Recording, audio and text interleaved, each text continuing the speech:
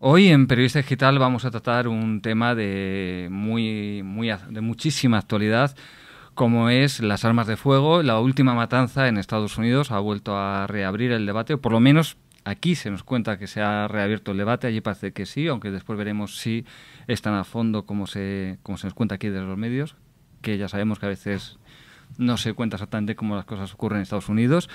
Y para hablar sobre este debate sobre libertad de armas o no libertad de armas, sobre hasta qué punto debe ser legal la venta y posesión de armas, tenemos a dos personas que conocen muy bien esa cuestión, cada uno desde una óptica totalmente distinta. Por una parte, tenemos a Serafín Giraldo, portavoz de la Unión Federal de Policía. Bienvenido. Hola, buenas tardes. Y por otra parte tenemos a José Carlos Rodríguez, que, bueno, aparte de periodista del Grupo Intereconomía, es analista en el Instituto Juan de Mariana, y donde más de una ocasión ha hablado a favor de la libertad de armas, con lo cual ya dejamos claro cuál es su posición, y la de Serafín Giraldo, pues la contraria. Bienvenidos a los dos. Bien hallado, Antonio.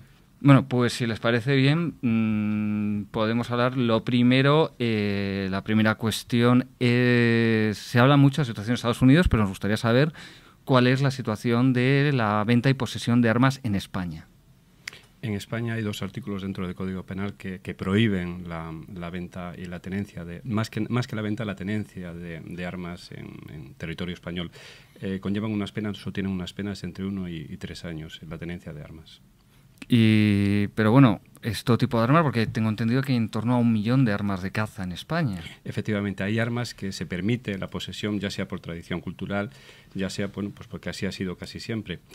Son un tipo de armas específicas y llevan unos controles por parte de la Guardia Civil. En definitiva, la posesión de armas en España está controlada. Bueno, entonces una vez... Entonces, en el caso de España se puede tener un arma, pero más por un uso recreativo, ¿no? Por la caza o el deporte, pero en principio no está contemplado un uso más tipo defensivo, ¿no? de las armas. Efectivamente. O también hay casos especiales en los que a lo mejor... Hay casos especiales que tienen unas restricciones, como puede ser un joyero que haya sido atracado varias veces, un político que necesite una necesidad de defensa ante una amenaza. En esos casos sí que se permite, controlado por el director general de la policía, sí que se permite la tenencia de estas armas como medio de defensa. En otros casos pues son para uso cinegético, para uso de deporte, como bien has dicho. ¿Y esta legislación les parece que es suficientemente restrictiva, demasiado restrictiva? ¿Cuál es la opinión de ambos? Hombre, sí, yo creo que es un poco de sentido común. A más armas, pues hay más muertes y tiene que estar controlada, sobre todo porque es un medio que puede provocar muchos daños, que posesión de personas que no tienen suficiente uso de razón pues pueden provocar pues muchas muertes. En definitiva, creo que es lo correcto, lo que está legislado actualmente. Hombre, el uso principal de un arma, un arma es un objeto extremadamente peligroso. Y sirve para atacar a alguien, pero precisamente porque sirve para atacar también sirve para defenderse. Entonces yo creo que lo que tenemos que dilucidar aquí es qué tipo de uso va a prevalecer, si el uso, digamos, criminal de las armas o el uso defensivo. Yo entiendo que hay una cierta prevención sobre una posesión generalizada de las armas, pero entiendo también que aunque debe haber ciertas restricciones, porque bueno, si una persona pues está, digamos, mal de la cabeza o tiene antecedentes penales relacionados con crímenes violentos, o se produce una serie de circunstancias, pues digamos, tiene un pasado también de alcoholismo que no ha superado, en ese tipo de situaciones, entiendo que a una persona se le pueda negar el derecho a poseer un arma, ¿no? Pero yo creo que para el ciudadano medio, normal, si está en una situación en la que cree que puede serle de utilidad, yo considero que sí se le debería permitir. Porque además el uso que va a hacer de ese arma va a ser normalmente un uso que consideraríamos benéfico, ¿no? Un uso de defensa frente a un ataque exterior. Sí, es una bonita postura y me parece muy idealista desde mi punto de vista, muy respetable, pero quizás muy idealista. había que determinar las personas que pueden tener esas armas, las personas que van a hacer ese uso defensivo, porque en principio yo, y con perdón, no me fío ni de mi vecino. En un momento dado, una discusión que se puede plantear en un portal, pues puede terminar con el uso de esta arma y desde luego no debería tener esta arma. Eso es verdad que se plantea esa dificultad, ¿no? Es decir, además nosotros somos muy acalorados y en una discusión de tráfico, y además un ejemplo que ocurrió en España, no vamos a mencionarlo ahora, pero vamos, que es bastante conocido, pues cualquiera podría sacar un arma y hacer lo que no debe, ¿no? Sin embargo, lo cierto es que eso no ocurre. Por lo menos, claramente es el caso de los Estados Unidos y yo creo que sería también el caso de España. Aunque también es cierto que digamos que el uso de los bienes no es digamos, automático, sino que necesita de una cultura de ese uso. Entonces, si hubiese una cultura del uso de las armas en España generalizado, bueno, pues nuestros padres las utilizaran como sus padres, nos hubieran enseñado desde pequeños lo que es un arma, cómo se maneja, cómo se utiliza, cómo no se utiliza, qué es lo que no hay que hacer y demás. Ese tipo de situaciones, que en principio sí se pueden dar, yo creo que se darían mucho menos. Pero claro, tampoco podemos valernos de que esa cultura que sí existía se ha perdido en gran manera para justificar, entiendo yo, una restricción que considero excesiva. Quizás, pero el problema es que esa cultura nos ha enseñado a lo largo de la evolución histórica que en un principio pues se permitieron las armas, esa cultura, y por evolución histórica nos ha enseñado que es dañino. O sea, tener un arma, en definitiva, es dañino, y el problema es determinar, vuelvo a repetir, las personas que pueden tener esa arma. Y sinceramente hoy día con las restricciones que existen, aún así hay problemas, como luego hace poco que murieron, me parece que fueron 3 personas, ¿no?, ahí en Albacete, ¿verdad?, por un uso indebido de estas armas. Había que saber por qué tenía este señor esa arma, y aun permitiendo que esta arma de caza que la tenía este señor, fíjate lo que pasó. En definitiva, si dejamos más libertad, pues habrá más muertos. Es que es por pura lógica, por sentido común.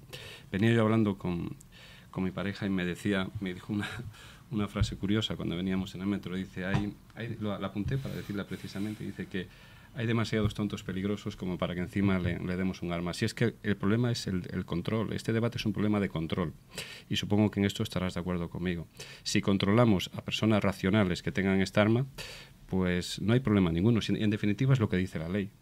Hay determinadas personas que necesitan defenderse, pero esa necesidad está más que justificada. Y vuelvo a repetir, gremio de joyeros, gremio de políticos o cualquier otro gremio que se nos pueda ocurrir, o personas concretas en un determinado momento. ¿O personas que tienen un chalet, por ejemplo? No, ahí ya no. Porque esa persona que tiene un chalet puede ser mi vecino. Y yo no me fío de que mi vecino tenga un arma. Es así de sencillo. Yo le voy a preguntar una pregunta. ¿Cómo es posible que vemos el caso de Estados Unidos, donde hay una gran cantidad de armas, se producen grandes matanzas cada X tiempo, o sea, tampoco es que se produzcan cada día, pero vemos otros países donde también hay una alta proporción de armas en los domicilios? Suiza, donde por su propio sistema de servicio militar, prácticamente en cada vivienda donde haya un varón en edad militar, que no recuerdo las edades, pero bueno, de ese entorno entre los 18 y los 45, 18, 50 años, hay un arma de combate. O sea, no ni siquiera una escopeta de caza, un arma de combate. Y aquí no vemos que hay grandes matanzas. O en Israel, que es un país que con un ejército amplio, con soldados que tienen el arma, que los sacan fuera del cuartel, incluso en su tiempo de ocio, tampoco se producen grandes matanzas. ¿Cómo es posible que en unos países donde hay muchas armas se produzcan matanzas y en otros no? O sea, yo la verdad es que me he planteado esa situación más de una vez, porque por ejemplo Japón es un país donde hay mucho control de las armas y hay una baja criminalidad, y hay otros países donde hay, o sea, situaciones en ese sentido muy dispares, y ahí entran, el tema de las armas es solamente uno de los factores que afectan a la criminalidad. Entonces resulta muy difícil comparar países distintos, ¿no? Es que el problema es que quizás estamos planteando mal la cuestión, porque todos en España podemos tener un arma de caza. Todos solicitamos un permiso, pasamos un test psicotécnico y tenemos todos derecho a poseer esa arma de caza. El problema lo tenemos con las armas cortas, es decir, armas de fácil manejo, armas que se pueden esconder fácilmente y armas de mayor poder vulnerante que un arma larga.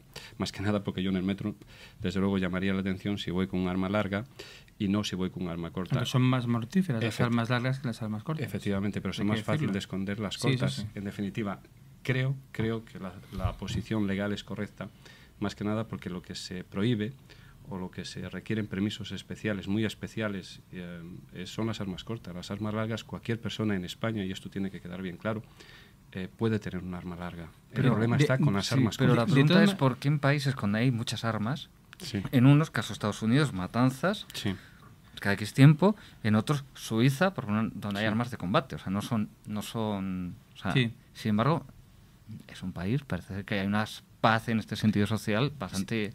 Si uno mira los índices de criminalidad violenta en el mundo, yo lo hice ayer o antes de ayer, no me acuerdo,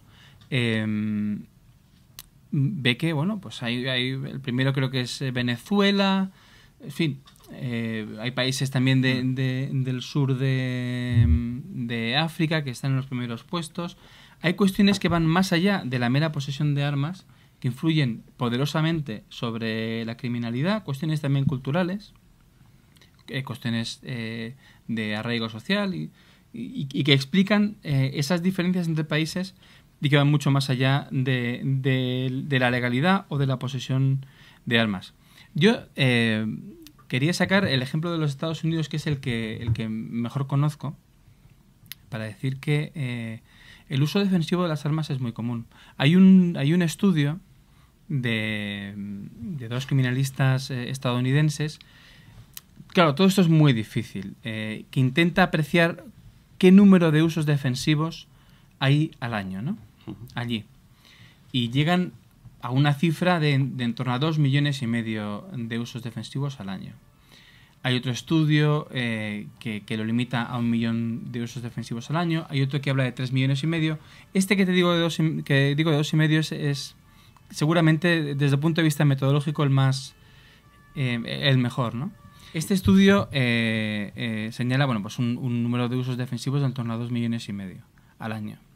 Es muy difícil saber cuántos son, porque yo recuerdo que leyendo un libro el autor decía que estaba una vez ahí andando por el metro de Nueva York y se le acercaron dos personas. Él entendió que con aviesas intenciones, y entonces el hombre hizo así y los otros le dejaron pasar. No tenía nada debajo de la chaqueta, pero simplemente hacer este gesto ya hacía ver que podía tener un arma, y entonces, bueno, pues ese tipo de usos también existe y hacen un bien a la sociedad por cuanto aminoran la incidencia del crimen. Lo cierto es que en Estados Unidos la posesión de armas no ha dejado de crecer. Y el crimen, desde el año 92-93, no ha dejado de bajar. Bien, es cierto también que no solo por la posesión de armas, que seguramente hay otros factores que ayudan a que se produzca eso, pero yo creo que una situación así en España, si se hace con cierta lógica y de una manera seguramente gradual para evitar situaciones que no queremos, yo creo que acabaría haciendo bien. Pues posiblemente, pero el problema, ya te digo, es la regularización de las personas que pueden tener esas armas. El problema de los usos defensivos de las armas es que un uso defensivo hay un ataque previo, y ese ataque también es un arma, como un arma. En definitiva, si acepto un uso defensivo, tenemos que aceptar que hay un 50% de gente que está utilizando malas armas, porque en definitiva el uso defensivo es ante un ataque con armas, y ese ataque desde luego que es injustificado, y esa persona tiene un arma de forma injustificada, y no para defender, sino para atacar. Creo que el problema es parecido, y lo he estado pensando antes también de venir a este debate, al de la pena de muerte. Quizás todo el mundo en su conciencia esté de acuerdo con la pena de muerte. Alguien que haya hecho algo, alguien que haya matado a otra persona, pues en definitiva quizás la mejor pena que le puede acarrear, que puede tener es su propia vida, ¿no? Si ha quitado una vida, dejar perder la suya. Pero ¿cuál es el problema? Los errores. Con una persona que haya sido condenada y que haya muerto con esta condena de la pena de muerte, ya es suficiente para entender que no debe imponerse este tipo de penas. En definitiva, con las armas sucede algo parecido. un uso individuo que genere la muerte de una persona en la calle justifica la prohibición de las armas. Pues yo considero que no. Bueno, sobre la pena de muerte diré que yo estoy en contra, no ya por la cuestión de los errores que se pueden dar, claro, sino porque considero que el Estado no tiene derecho a acabar con la vida de nadie. También es otro argumento fácil. Lo que pasa es que yo quería traerlo al tema de las armas. Claro, bueno, pero que ya que estamos comentando esto, y luego, claro, si tú... El planteamiento que dices, Serafín, es interesante si funcionase. O sea, es decir, si yo prohíbo las armas, sí, o limito, a lo mejor no hay por qué llegar a un extremo de prohibirlas, sino limito en gran medida el acceso a las armas, entonces los criminales no accederán a ellas. Eso no es verdad. Es decir, una persona que se plantea la comisión de un delito y que para cometer ese delito considera que necesita un arma, no va a dejar de adquirirla por el hecho de que sea ilegal, cuando el objetivo de toda su actuación es algo que va contra la ley. Existe el mercado negro. Sí, sí. Ocurre con las armas como ocurre con otros bienes que están prohibidos. Sí, y, por ejemplo, la droga. Y sí, se ha dicho que siempre habrá una cantidad suficiente para que los criminales adquieran las armas. Es decir, el control tendría que ser tan brutal como para prácticamente expulsar todas las armas del país para que empezase a tener algo de efectividad. Y yo creo que ni siquiera en ese caso podría tenerlo. Hombre.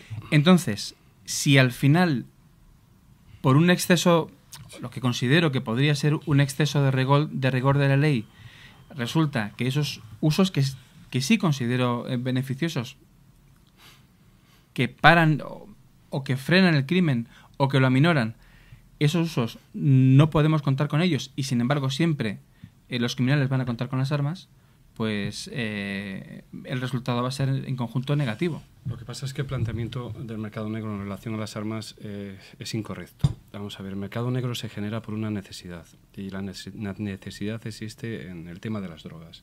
Yo tengo una necesidad de consumir drogas, por mucho que esté prohibida, la voy a consumir. Y ahí se genera el mercado negro. El mercado negro de las armas es muy pequeño, desde luego no existe prácticamente. Bueno, existe, pero solo para los delincuentes. En definitiva, conseguir un arma no es lo mismo que conseguir droga. Los tres que estamos aquí sabemos dónde conseguir droga y soy policía y tengo que admitirlo, sabemos dónde conseguir droga. Sin embargo, ninguno de los tres sabemos dónde conseguir un arma. Entiendo que las facultades que se nos está dando la policía para ir contra las personas que poseen armas de forma ilegal las necesitamos para evitar este mercado negro. Y desde luego este mercado negro prácticamente es inexistente para una persona común, para una persona de la calle. Es decir, es difícil conseguir un arma, gracias a Dios, en España, con lo cual algo hemos conseguido con la legislación actual. Eso, pero le quería preguntar, ¿qué en torno de cuántas armas puede haber ahora mismo circulando en España en el mercado negro, mano de delincuentes? ¿Quién sabe eso? El problema ya es la globalización. No son las que circulan en España, son las que continuamente están entrando, las que continuamente transitan por territorio español. Es muy difícil determinar eso, es muy difícil calibrarlo. El tema está en que se nos faculte a la policía para que en caso de que veamos un arma podamos retirarla, podamos detener a esa persona. También hay una diferencia fundamental en el mercado negro de la droga y en el mercado negro de las armas. La tenencia para el consumo de droga pues no genera una detención, el Estado no ejerce su poder opresor, por decirlo de alguna manera, sobre una persona que lleva una papelina de cocaína por la calle. Sencillamente se le impone una multa. Sin embargo, si lleva un arma corta y no tiene permisos, el Estado sí que ejerce mucha dureza sobre esa persona. En definitiva, esa persona va a ser detenida, y quiero dejarlo bien claro, va a ser detenida y se le impone una pena de 1 a 3 años de prisión. O sea que no es una broma. Se nos está facultando para detener a estas personas y para prohibir que exista armas en la calle. Es una petición que hago, ¿no? Si se nos retiran las leyes, estas leyes tan restrictivas, habrá más armas en la calle. Bueno, yo no estoy a favor de que la gente consiga armas de forma ilegal. Yo lo que planteo es que la obtención de armas de forma legal se haga de un modo más fácil. Quería comentar... Es que ese es un punto de unión que quizás tengamos. Se haga de una forma más fácil. El problema es determinar, vuelvo a repetir, si es que ¿Quién tiene que tener esas armas? Es que ese es el problema y ese es el debate. Si es que podemos llegar a un punto de unión, no hay problema ninguno. El problema es saber qué personas pueden portar armas, qué personas realmente las necesitan. Y el problema que antes, y fui muy cortante y te pido perdón, mi vecino no la necesita, porque a mí mi vecino no me genera la confianza de que pueda tener un arma en una discusión que tenga yo con él a la hora de sacar el perro, coja esa arma y me pegue un tiro. Y siento ser tan claro, pero es que es así. El debate, y creo que ahí podemos encontrar un punto de unión, se debe centrar en qué personas son las que realmente necesitan esas armas para defenderse. Y ojo, hablamos de armas cortas, no hablamos de armas largas, porque armas largas las podemos tener todos. Eso quiero dejarlo bien claro. Una escopeta de caza la puede tener en España todo el mundo pasando unos requisitos mínimos. Les quería plantear una cuestión. ¿Sería posible, por ejemplo, que para obtener una licencia de arma o poder comprar un arma legalmente se pasara por lo que hablábamos, de tener una cultura, por un curso de capacidad? Usted habla de los vecinos y yo me acordaba, yo me crié en un barrio donde todos habitantes, donde todos los cabezas de familia ejercen una profesión que es armada, donde todos, en fin, no en todas, pero en muchos de los domicilios había armas cortas, además, reglamentarias. Mi padre decía una frase que yo siempre recordaré, está la frase de un arma la carga el diablo, y mi padre siempre añadía y la dispara un idiota. Pues, digamos, yo me eduqué desde pequeño sabiendo que el arma de mi padre era una cosa sagrada que yo no podía tocar, que yo no tenía preparación para tocar esa cosa. Y ahí, en fin, estamos hablando de cientos o miles de familias que están conviviendo con las armas a diario en España y no hay, que yo no conozco ningún incidente de una discusión. Entonces, ¿queda un curso de preparación o algo cuando se tiene una arma sería una vía? Pregunto. Sí, pero quizás, y vuelvo a repetir, quizás este sea nuestro punto de unión y es aquí donde podamos ahondar. En la Academia de Policía, para un policía de escala básica, tiene que estar un año allí.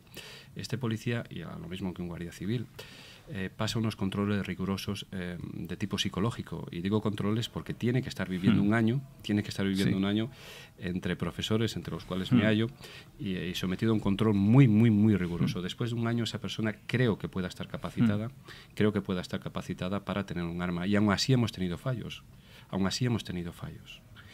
Por eso esos controles tendrían que durar mucho, tendrían que ser muy, muy, muy extremadamente rigurosos. Y vuelvo al argumento que dije, con una persona que muera por otra que tenga un arma de forma irregular o sin estar capacitada para tenerla, pues es suficiente como para prohibirlas. Bueno, pero es que ahí tenemos que entrar... Entiendo que es un cómputo muy difícil. Sí. Un cómputo muy difícil, porque además se pueden contar las muertes que se producen, pero ¿cómo cuentas las muertes que no se producen? Eso es realmente complicado. Es cierto, sí. Pero habría que tener... Y tan valiosa es la vida que se pierde como la que se deja... Como la que se salva, es decir. Ahí tendríamos que valernos de la experiencia de otros países para saber hasta qué punto se podrían dar esos usos, insisto, beneficiosos para la sociedad, como son los de la defensa.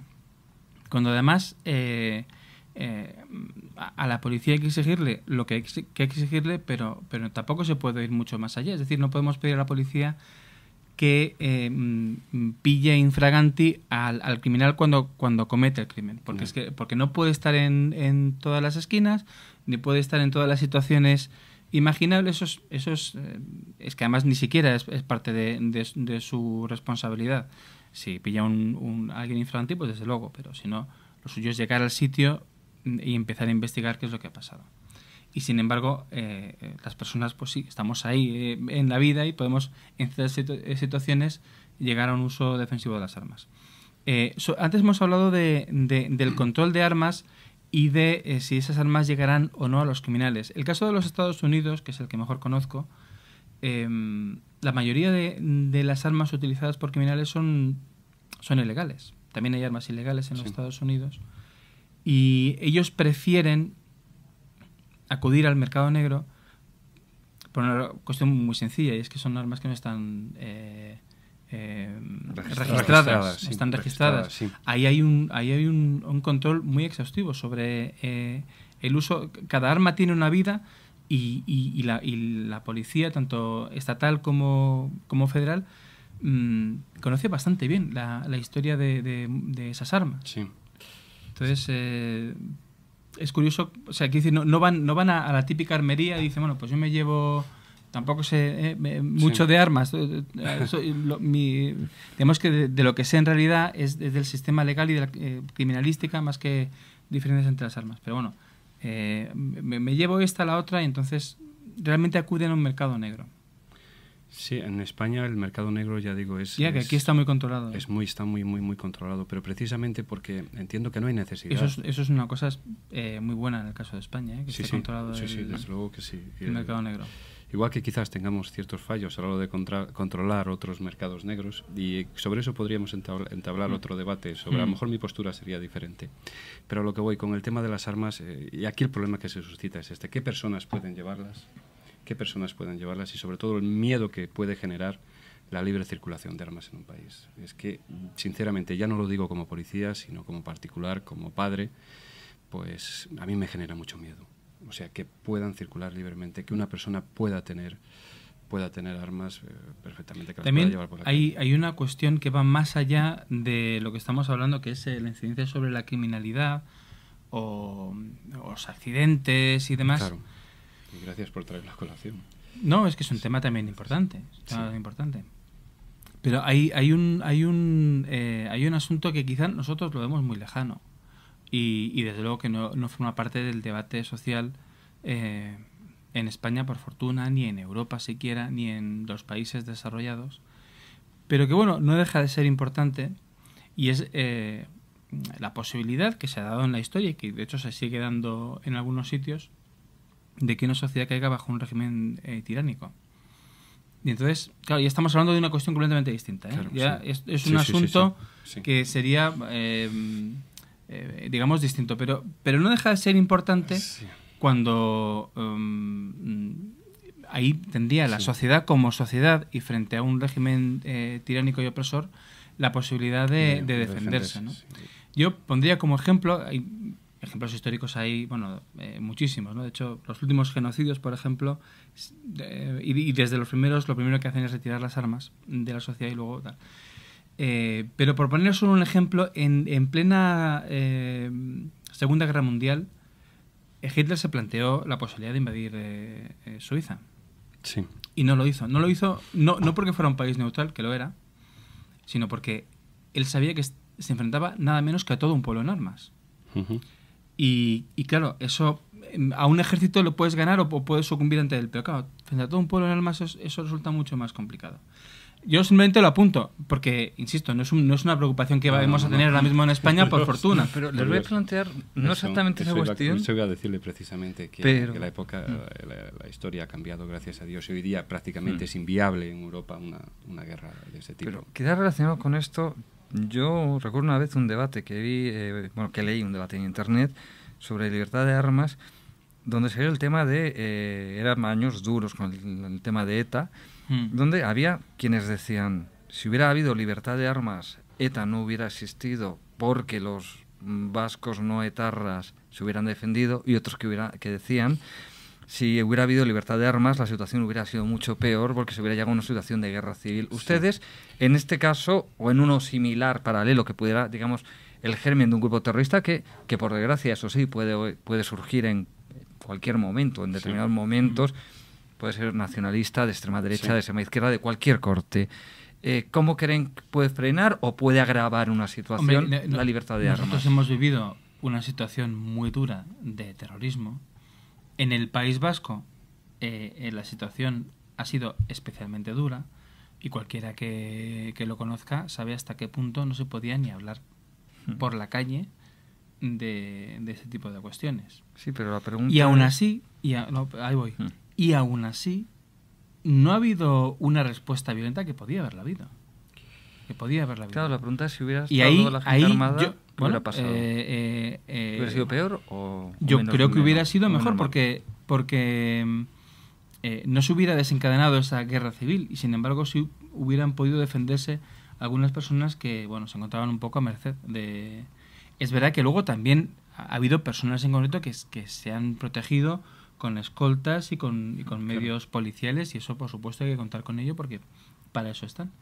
Hombre, ETA es, desde mi punto de vista, un grupo de criminales descerebrados y desde luego lo que no voy a decir, y menos públicamente, es que eso sea una situación de guerra, porque en definitiva es lo que ellos quieren. Y desde luego probablemente, o sea, creo que eso estamos de acuerdo todos. Es un grupo criminal, efectivamente, y que organizado. Sus objetivos eran puntuales, eran objetivos y además muy mediáticos, hay que tener en cuenta también esto. Y esos objetivos mediáticos sí que tienen, y vuelvo a mi primer argumento, sí que tienen posibilidad de defenderse mediante la tenencia de armas, porque en este caso sí que está justificado que ese político, que es objetivo de ETA, que ese policía, bueno, policía no lo necesita, ya la tiene, o que ese periodista, sí, ha habido casos también, efectivamente, pues se le ofrezca un arma, se le da la posibilidad legal de que tenga un arma para defenderse de estos terroristas y de estos criminales. Hay que dejarlo bien claro. Y bueno, ya solo quería terminar un poco porque hablamos de las matanzas en Estados Unidos, muchos lo atribuyen, bueno, pues a la facilidad de obtener armas. En este caso concreto, en la última, pues sí, parece ser que podía obtener más libremente, pero también vemos que hay matanzas en países donde están totalmente restringidas. Utoya, bueno, pues... El caso de Utoya es muy claro, porque es un país que en España hay gente que tiene afición por la caza, o que utiliza las armas de forma por fines deportivos. En el caso de Noruega y de Suecia, en los dos países hay mucha afición a las armas y mucha gente tiene armas, pero es un país donde están muy controladas, tiene una legislación en ese sentido muy restrictiva. Este hombre se encontró primero con un acceso a las armas relativamente fácil, pero sabiendo que nadie lleva un arma por la calle, a no ser que vaya a cazar, entonces tiene que tenerlo en el coche, tiene que tener el arma, por supuesto, descargada, además en una caja especial, es decir, tiene que avisar de lo que va a hacer. Es una legislación extremadamente restrictiva. Se fue a esa isla con forma de corazón, por cierto, había 1000 personas y se puso a matar sabiendo que era la única persona que estaba a salvo en esa situación. Pero quizás hay, porque había policías, pero no estaban debidamente armados, tengo entendido. No había. Ahí hubo un verdadero problema de gestión de la policía, porque llegaron muy tarde. Claro, no están acostumbrados tampoco a es otra cultura. Es otra cultura, no están acostumbrados. Sí. Incluso el asesino llamó en 2 ocasiones a la policía para que le pararan. Y tardaron, no sé si 40 o 50 minutos en llegar. Y mató a 69 personas. No, podía haber matado a muchas más. Es que la policía de un país es experta en los problemas que tiene ese país. Quizás en ese momento la policía pues encontró con un problema que no estaba previsto ni estaba. Aquí las academias enseñamos lo que pasa en la calle, no podemos enseñar lo que no pasa en la calle. Y cuando sucede algo excepcional, pues les pilló un poco de sorpresa, quizás, y no tuvieron la eficacia debida. Bueno, la verdad es que a mí me gustaría seguir debatiendo con ustedes más tiempo, pero la verdad llevamos ya un buen rato, aunque creo que se nos ha hecho muy corto. Creo que son 2 personas con argumentos bastante profundos. Cada uno toma partido por un lado o por otro, pero bueno, para eso es un debate justo. Yo les agradezco muchísimo a los 2 que hayan venido y les agradezco también, quiero hacerlo, es hincapié en ello, que lo hayan mantenido en un tono tan civilizado, porque muchas veces en un debate como este, que creo que tiene que ser un debate civilizado, muchas veces vemos en televisión que se recurre al grito o a la falta de argumentos. Entonces yo les quiero agradecer muchísimo el tono que han mantenido y que sobre todo se hayan basado en argumentos. Muchísimas gracias a ambos. Pues muchas gracias a Libertad Digital y a ti, Antonio. Bueno, periodista digital. Es la costumbre, la periodista digital. Igualmente, y también gracias a mi contertulio, mi oponente en este caso, entre comillas, y creo que él sí que está capacitado para llevar cualquier tipo de arma. Bueno, muchas gracias igualmente.